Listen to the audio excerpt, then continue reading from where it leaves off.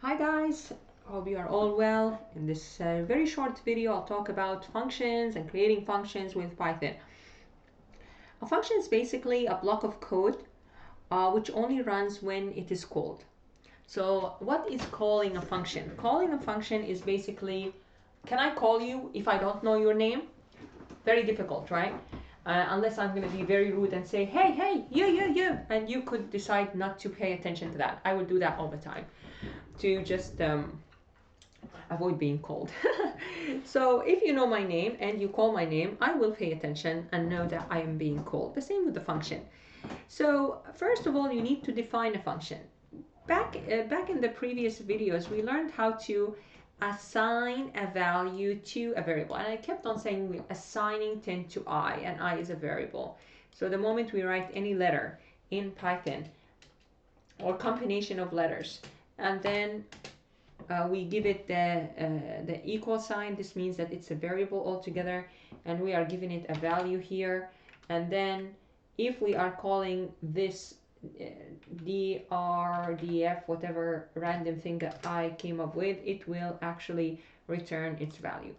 This is how we kind of defined a variable and assigned a value to it. The same applies to function, but in a different way, meaning that um, um, what happened here? We have to use the def function to define a variable. Sorry, a function. This is number one. Number two, this function that you are defining is your own made function.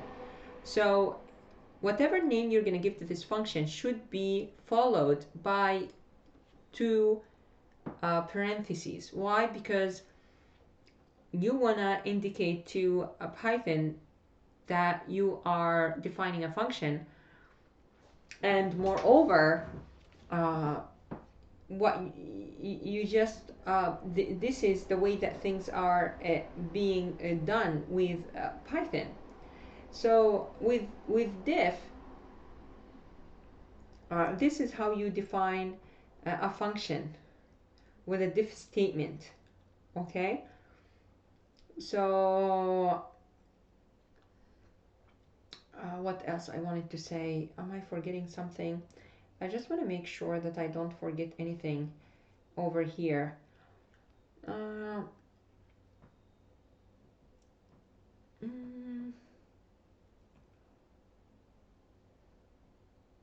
So we have here the function, you give it a name, and no spaces. This is why we have an underscore over here. So no spaces accepted. So this is the thing that I wanted to say. Also, we have the function name is followed by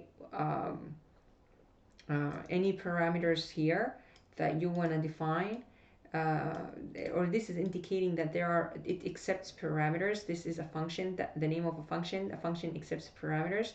Then this colon signals, of course, the beginning of the body of the function, whatever the function, the function has something in it. And then you need a return statement. Usually, the return statement usually determines the value of the function. So this doesn't have a return statement because it has like a print. But usually you will have something like defining a function, for example. Let me start with this example, but let me see, do I have a return function? Yeah, here I have a return statement, sorry. So I have a return statement. So let me start with you. This is why I was like, yeah, okay. So this is here, we're gonna start very basic with a print function, a function returning another function here. The print function in particular is easy. We just wanna here train on how to create a certain function. Then in the next step, we're going to use the return statement. So if the function within its definition, it's executing a certain operation like adding or deleting or whatever, you need to just say return y. But then when you want to get the output, you need to call the function. So let's begin. Let's define my function here, 1,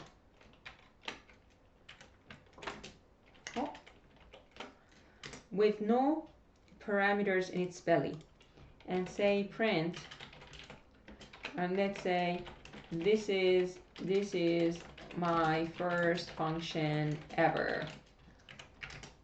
And then how are you going to print that? You're going to print that when you call the function my underscore function 1, and then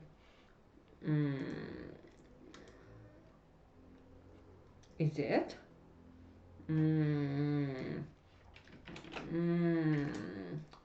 yeah, so you see the difference here.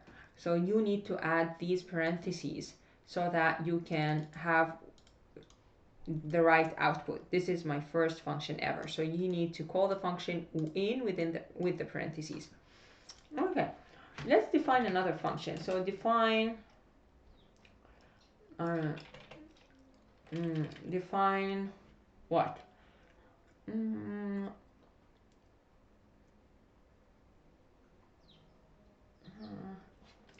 Define my function 2. And over here, I'm going to show you something first. Y is equal to 2x. And then here we need to return y. There's something wrong here. Actually, the first thing that is wrong is parameter here. Y is equal to 2x. All right, so this function, what's the solution for this function? It's like here, even 2 plus x, whatever it is, 2x or 2 plus x or whatever it is. Y equal 2 plus x, you have two unknowns, right? In order to solve this equation, y for y, you need to at least know x so that you solve y, right? If you know x, yeah, you will know y, because then y will be 2 plus whatever x is, like 2 plus 1, 2 plus 3, 2 plus 100. So it does make sense that you indicate that you need an input here, which is x. All right? In this case, you will be fine. And if you see here, this over here, I don't need any input from the system, like from the user. For me to ask the system to print whatever text, I don't need x or y or z, unless now in the print function, this is my number, my number 1 function, for example, but I want to have it as s. You know where I'm going here, right? And then I want to say that sorry, this is actually I, for example. And in this case, if you are using a certain variable here, you need to put it in the parameter list. So let me go back here. So my function, I should feed it an x. So this is the first thing, as you can see here. Where? Here. So you're defining a certain function. You need to tell me that I need x from the user so that I can solve for y and return y. So now let's see what happens when we call my function 2, but I need to say that x is equal to what? X is equal to 1, for example. Now we can solve for x, 2 for y. So because we're returning y, you could also simultaneously say that I want here y, and then I'm returning x. You can do that, but this is mathematically, we don't do that, right? Mathematically, we always want to solve for y on one side and x on the other in linear algebra, right? So this is how I hope this way you will not kind of feel, why is this not consistent with this or with that? Over here, this is my number 70 function. Do you see why? Because I, over here, what was I? I was 70. Here. Oh, wow. Do you see why? Okay. So I is 70 because 60 it was here. 60 plus 1 is 70. 70 is not less than or equal to 60. So I is equal to 70, and this is why it returned the number 70. Now the idea is here you can add I and it will still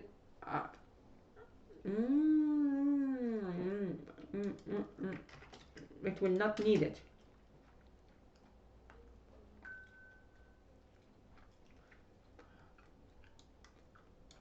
So this takes 0 positional arguments. Do you see that? Type error. My function 1 takes 0 positional arguments. So indeed, you don't need it for the print function. As long as you're having I here already defined.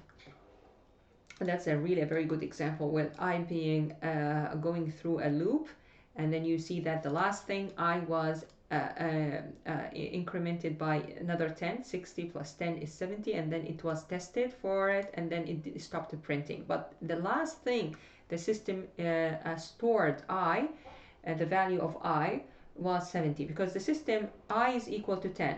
First of all, the first step, the system stored I as 10, so here's why it returned 10. Then it was incremented by 10 until it reached 60, but actually it printed until 60, because once it was incremented to 70, it did not satisfy the condition and it didn't print. But that doesn't mean the value was 60. The value was 70. The last thing happened is that when the value was 60, it was incremented by 10, it has become 70, but it was not printed. But if it was not printed, that doesn't mean, because I can't see 70, it's not 70, it's actually 70 printed stored in the system as 70.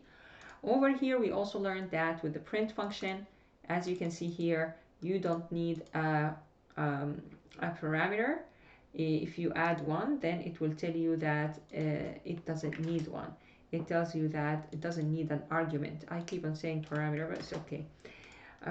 Over here, I hope I was able to make you understand that why do we need the argument here. Let's do something, another here exciting thing. If y is equal to 2 plus x and z is equal to y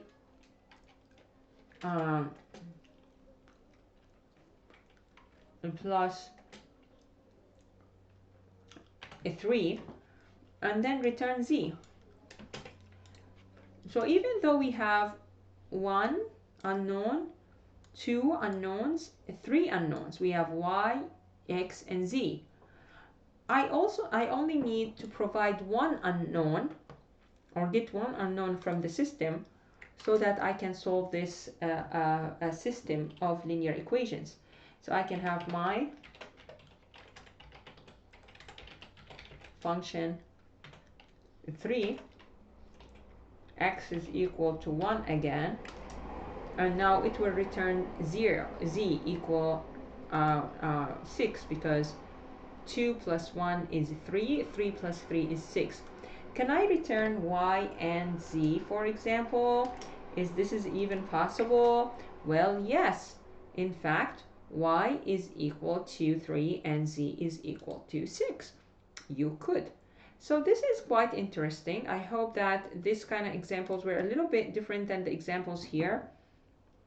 Not really. I do have two unknowns. At least one of them should be known. We have 3 unknowns. At least one of them should be known. Over here, I added x and y in the argument that I should provide x and y.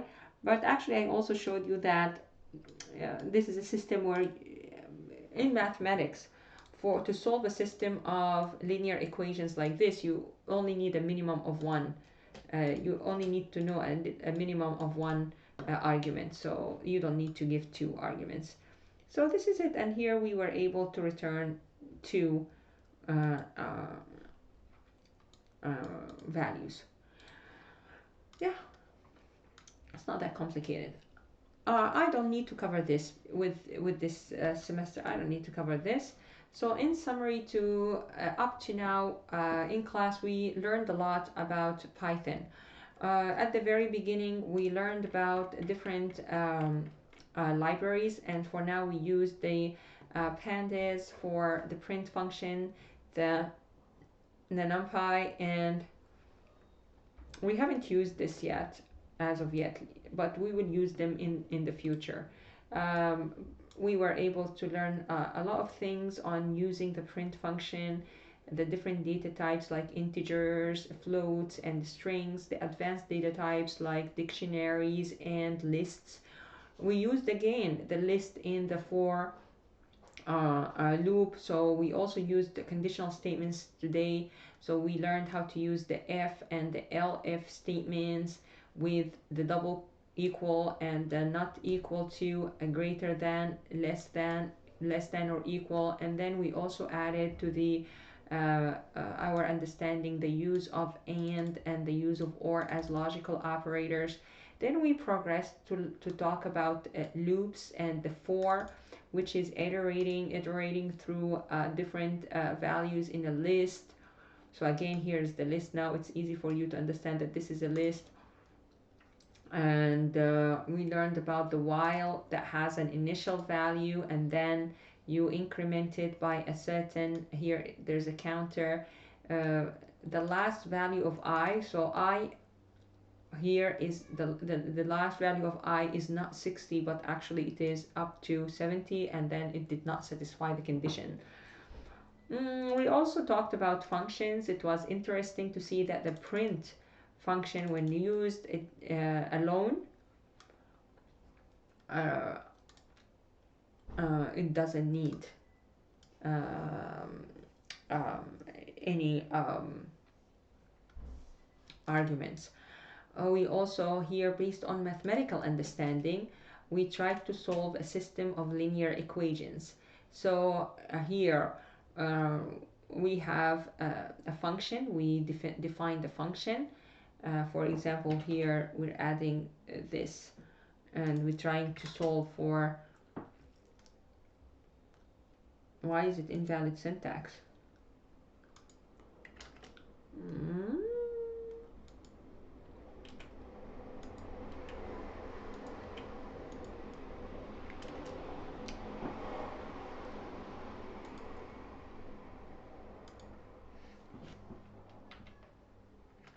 This is why. So now, if you are doing math for business, for example, and you would like to solve such equations, numbers only, you can solve it in no time. Oh, sorry, again, I made the same mistake here, right?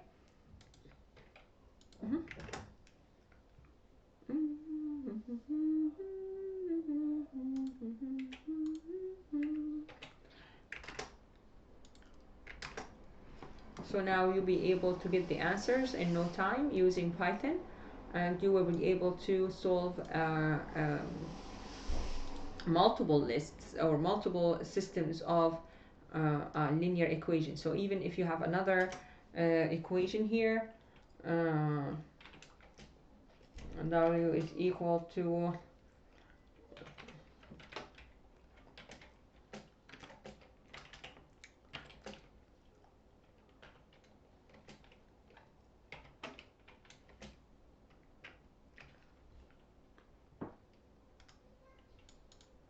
let's return w as well. And now you have all the system already solved. So imagine if you have to solve this system by hand, how long is this going to take you, and how Python will help you solve any complicated list of equations in a very short period of time. All right, guys, thank you so much, and I'll see you in class.